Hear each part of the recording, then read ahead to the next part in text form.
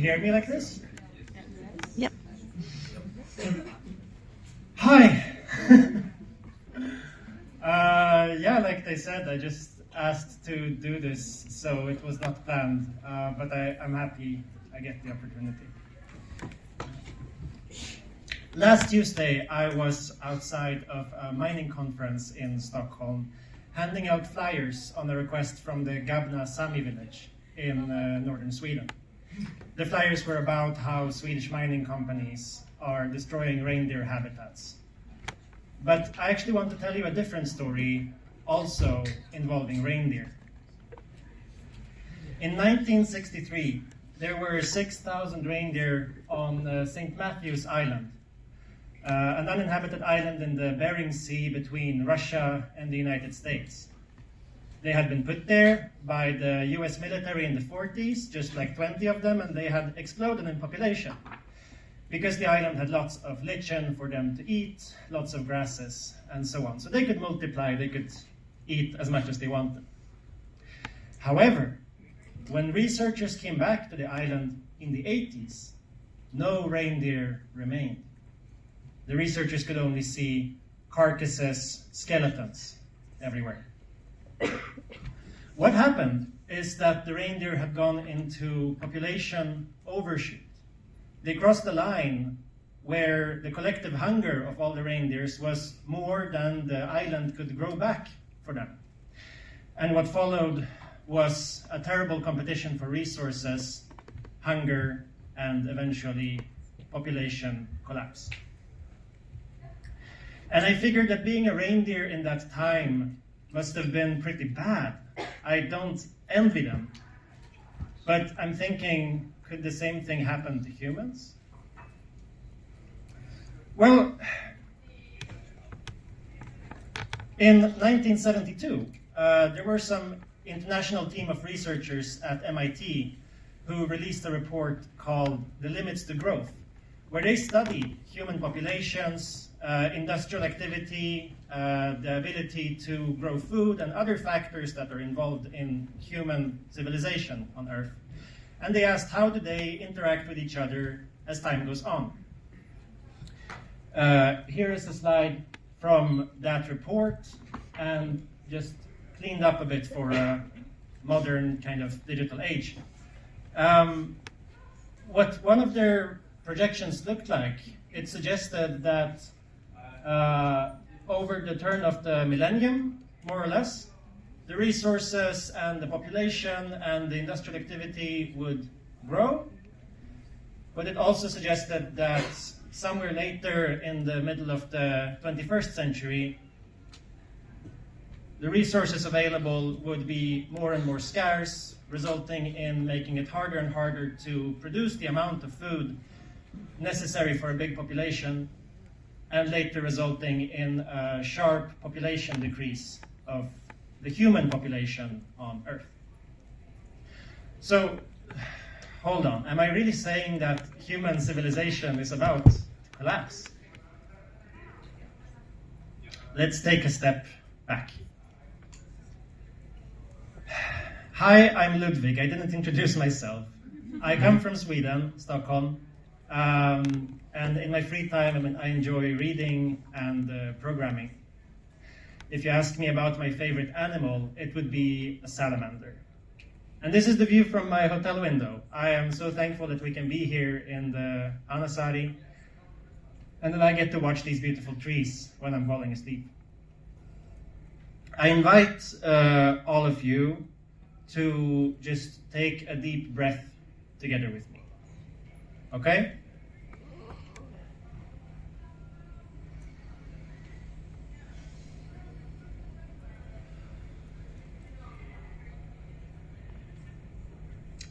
Thanks, and I hope you're ready, because we're going back to that uncomfortable topic that we dipped our toe in.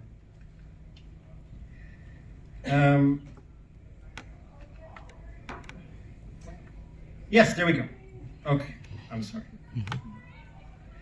So, what happened to me? Just kind of telling my testimony. A couple years ago, something clicked in my head, and I kind of realized that the climate crisis is not something far away in the distant future or affecting someone else in a different country. It is already claiming lives right now, and it's a threat to me and my family and everyone I care about. So I started relating to it as a problem that I somehow need to respond to, that I feel a personal responsibility about. And I started asking myself, well, how should I respond to this? What is the best thing to do? And the last couple of years of my life, I have been trying to answer that question. 2 months ago, I actually quit my job because I felt that this needs all my resources and all my attention. And I acknowledge that I'm very privileged to be able to do something like this because I was able to build up some savings, because I have a social safety network around me that gives me a lot of safety. But I think this privilege also gives me, in fact, more responsibility to act on it. So yes, I believe that human populations during our lifetimes will probably drastically decrease. I think we should prepare for that in advance to try to reduce suffering as much as possible. Certainly ignoring it and pretending like it's not going to happen or like it's impossible sounds very cruel and just like the wrong thing to do. I also believe that the most effective thing I can do to improve human futures is nonviolent direct action. So this picture is me on a peat mining field in Sweden, disrupting the peat mining operation of the Finnish company Neova. But that's about me. And here are all of you, and you might not agree with my analysis or with my methods, and that's okay. I just want to offer you three ways to look through greenwashing. 3 big lies that I see all the time. So here they come. Lie number 1. New technology alone will solve the climate crisis. What is technology? If you think about it, every new technology, almost every technology, is a way for us to use more energy or more materials. Imagine if the reindeer at St. Matthew Island had invented a new technology called power chompers that allowed them to eat lichen twice as fast. What would that have done to their situation? And I heard this being used on Friday by Jared Luxton, for example, the battery company guy. Lie number 2 that I wish that all of you can learn to see through is that you should focus on your individual carbon footprint. If you are spending time in a grocery store thinking which of these granolas has the least carbon emissions, that's admirable. But frankly, your time and your attention could be used to influence policy decisions affecting whole societies. And it's much more needed there, so don't waste time on small trivial details. Instead, you're all here, so that you're already doing that, I think. Lie number 3, and this is just an example from the ferry from Sweden. They're reducing paper, but in the background, dunk, dunk, dunk, dunk, the diesel engine is running on the ferry. Okay, so the third one. Our country is doing great on emissions reductions. We are so proud of ourselves. We are the best and most sustainable region. Statistics I hear in media, in debates, actually are often very misleading. When they show a kind of curve going down, they are often leaving out a long list of emissions sources. Just a couple I know are being left out in Sweden. Consumption, import, air travel, emissions from maritime travel, from the military, land use change, and from cement production are all missing in the Swedish statistics being shown. But there's an even bigger reason why this is a lie, and that's that It's not a competition who gets to be the most sustainable country. It's not a competition. Sustainability is a function of a whole population. What happens to all of us in total? There is nothing such as a smaller subset being sustainable while the rest continue. It just doesn't make sense. If you want to compare, you should not compare to other countries. You should compare to an objective target. For example, the Paris Agreement. And if we compare to the Paris Agreement, the emissions reductions we would need to see every year is something like minus 12% emissions every single year. Now, I don't know any country that's doing that. And unless a country is doing that, they don't get to stand on a stage and be proud of themselves and say, look how great we're doing with emissions. No, you cannot be proud.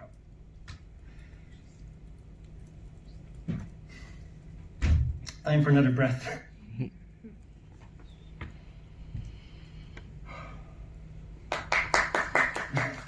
I'm still speaking. Yeah, so this is just the three. But some of you might be thinking that, okay, but climate, like there's a war on my doorstep. Or there's huge unemployment in my country. So even though I agree and even though it's a laudable cause, I have pressing concerns to focus on, and I can't. It's just I have two important things going on here and now. And I could not tell you that you should stop thinking about that. That would be cruel of me. I can't say you should not focus on the war in your neighboring country or in the unemployment in your country. But I just look at this graph and I ask myself, what's that population decrease going to look like? Is it not going to look like even bigger wars for resources? Is it not going to look like unemployment and hunger that none of us and none of our parents even remember? So to finish this short speech and to give you something actionable that you can use, I also want to give you two tools for more constructive climate conversations. This is not going to solve this problem, but at least it's going to remove the noise, remove the green talk that doesn't achieve anything. So here goes. My first tool is always keep the scale in mind.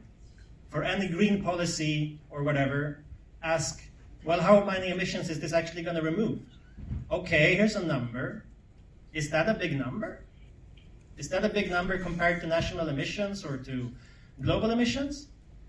If it's not a significant number, then clearly this policy that someone is pushing on you is not worth any sacrifices. So many could just be eliminated. And the second one, always aim at those with power. This is supposed to be a bullseye.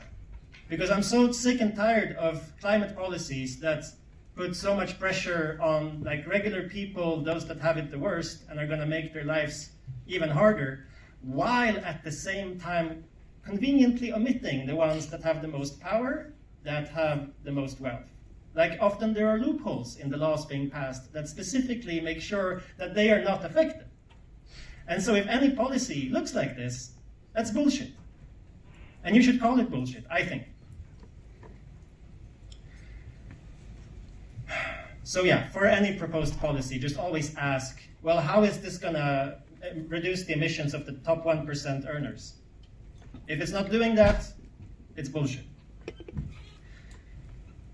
And there's so much more that I would like to say, but I will actually shut up right now. Thank you for listening, and I hope to talk to many of you during the rest of our time today. And here's my contact details if someone wants to reach out and tell me I'm an idiot or something. Well, especially those that disagree with me and think I'm wrong. I mean, I wish I was wrong, so I would love to hear what you have to say. Thank you for listening.